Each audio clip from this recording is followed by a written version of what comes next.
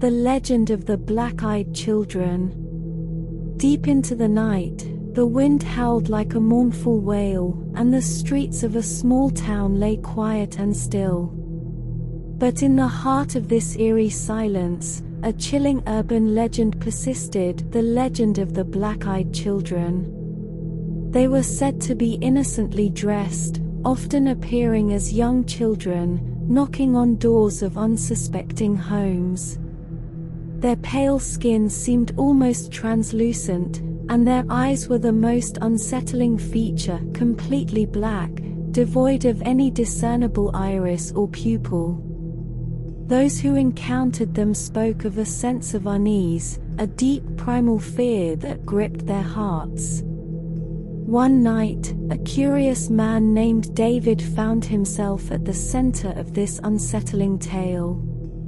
He had heard stories of the black-eyed children but dismissed them as mere ghost stories meant to spook the gullible. Little did he know, he was about to experience the horror firsthand. As the clock struck midnight, there came a gentle yet insistent knock on David's front door. Puzzled by the late-night visitor, he cautiously opened the door, revealing two young children, their faces obscured by the shadows.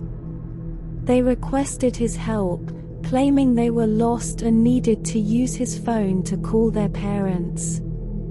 An uneasy feeling settled in the pit of David's stomach, but he hesitated to turn away children in need. His unease deepened as he noticed their eyes, a void that seemed to absorb the very light around them.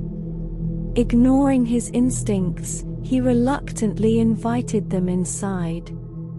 As he led them to the living room, a feeling of dread washed over him. The children's demeanor shifted, their once polite and innocent facade replaced by an unsettling intensity.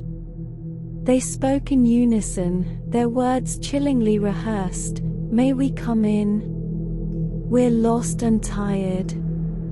The room seemed to grow colder, and David's heart raced. He felt trapped, a sense of impending doom closing in around him. He mustered the courage to ask about their parents again, but the children's responses grew increasingly vague and ominous. Suddenly, a thought struck David, a realization that sent a shiver down his spine. He recalled the stories of the black-eyed children, how their presence invoked an inexplicable fear, how those who invited them in often suffered dire consequences. He had unwittingly fallen into their trap. With a surge of adrenaline, David blurted out that he couldn't help them and that they needed to leave immediately. Their eyes seemed to grow darker, and a sinister smile curved their lips. They begged, they pleaded, they demanded, but David stood his ground, his fear giving way to determination. As he repeated his refusal, the children's facade cracked, revealing their true nature, a malevolent force that sought to drain the life from those who let them in. Their eyes glowed with a malefic energy, and David could feel their intention to harm him. Summoning every ounce of courage, he reached for a nearby iron cross that had been a family heirloom for generations. Holding it aloft, he chanted a protective incantation he had learned from an old occultist's book. The room filled with an otherworldly light, and the children shrieked, their forms distorting and dissipating into thin air.